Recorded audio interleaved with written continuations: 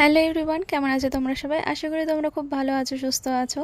আজকে কোজাগরি লক্ষ্মী পুজো। তোমাদের সবাইকে জানাই কোজাগরি লক্ষ্মী পুজোর প্রীতি শুভেচ্ছা ও অভিনন্দন। দুর্গাপুজো শেষ হতে না হতেই বাড়িতে শুরু হয়ে যায় লক্ষ্মী পুজোর আয়োজন। আর লক্ষ্মী পুজোতে আমাদের বাড়িতে নারকেল নাড়ু হবেই হবে।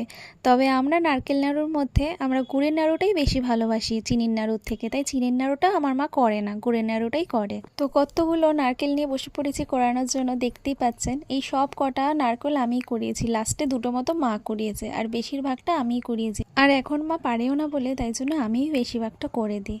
তো তারপর তো নারকেলের মধ্যে গুড় দিয়ে ভালো করে পাক খাইয়ে নাড়ু আমাদের মোটামুটি রেডি হয়ে গেছে। নাড়ুর সাথে সাথে আর একটা স্পেশাল জিনিস হয়, সেটা হলো বাদাম পাটালি। এই বাদাম চিট খেতে কিন্তু অনেকেই ভালোবাসে। বাদাম পাটালিটা করতে কিন্তু বেশিক্ষণ লাগে না, নারকেল নাড়ুটা যতটা টাইম লাগে বাদাম পাটালি বেশিক্ষণ লাগে না। শুধু বাদামের খোসাগুলো ছাড়িয়ে নিয়ে বাদামগুলোকে ভাগ ভাগ করে নিলেই আর গুড়ের মধ্যে একটুখানি নাড়িয়ে নিয়ে ভালো করে তাহলেই রেডি হয়ে যাবে বাদাম পাটালি। কিন্তু নারকেল নাড়ু করার জন্য যেমন অনেকটা কুড়াতে অনেক টাইম চলে যায়, পাক খাওয়াতে টাইম চলে যায়, বাদাম পাটালিতে কিন্তু সেই জিনিসটা একদমই হয় না।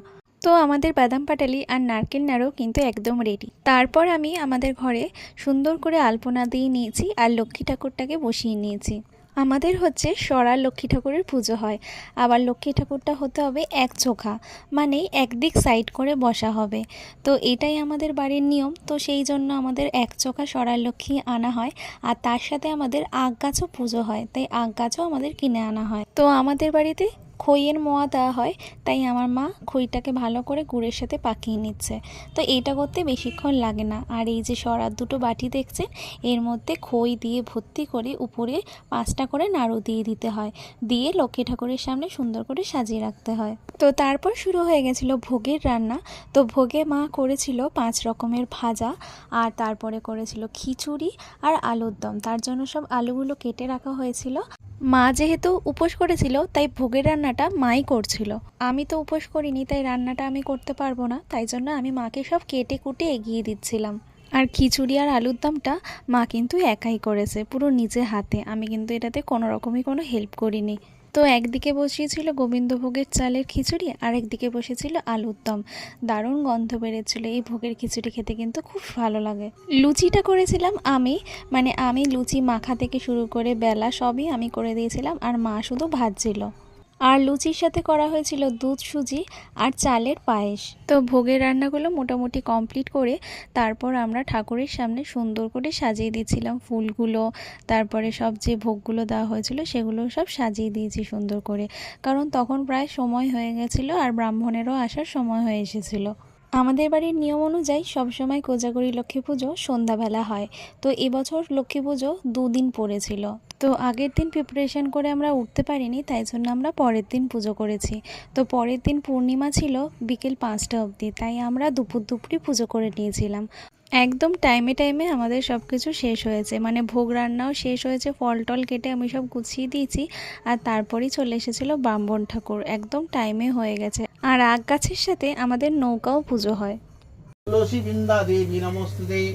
ওম জবা কুসুম সংকাশং তস্যং মহাদ্রুতিম ধ্যানতারিং সর্বপাপগণম প্রণতস্মৈ দিবাকরম প্রদানং শ্রীং লক্ষ্মীদেব্যৈ নমঃ। বং এতস্মৈ লড্ডুকং নমঃ অধিপতি দেব বিষ্ণবে নমঃ। সম্প্রদানায় ওম শ্রীং লক্ষ্মীদেব্যৈ নমঃ। বং এতস্মৈ বিষ্ণুকং নমঃ অধিপতি দেব বিষ্ণবে নমঃ। সম্প্রদানায় ওম শ্রীং লক্ষ্মীদেব্যৈ নমঃ। ওম লক্ষ্মী শ্রী কমলা বিদ্যামাতা বিষ্ণুপ্রিয়া সতী পদ্মহস্তা পদ্মলয়া পদ্ম সুন্দরী সর্বদাং পাহিমাং দেহি মহালক্ষ্মী নমস্তুতে।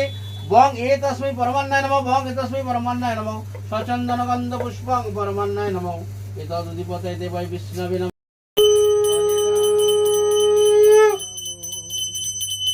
রাম রাম হরে হরে ভজে নিতাই গৌর রাধে শ্যাম।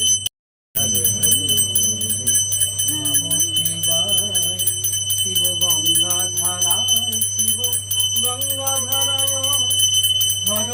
তো এইভাবেই আমাদের লক্ষ্মী পুজো শেষ হলো। আর এই বছর যেহেতু আমার বিয়ে হয়ে যাবে, তাই জন্য আমি মাকে বললাম খুব সুন্দর করে সব কিছু দিয়ে মাকে করার জন্য পুজো, কারণ সামনের বছর আমি হয়তো আসবো না, আমার বাড়িতেও হবে পুজো, তাই তখন আমি কতটা হেল্প করতে পারবো মাকে আমি জানি না। তাই জন্য মাকে বললাম যে এই বছরই সব কিছু করে নাও। তো সবাইকে টাটা, আবার দেখা হবে পরের ব্লগে।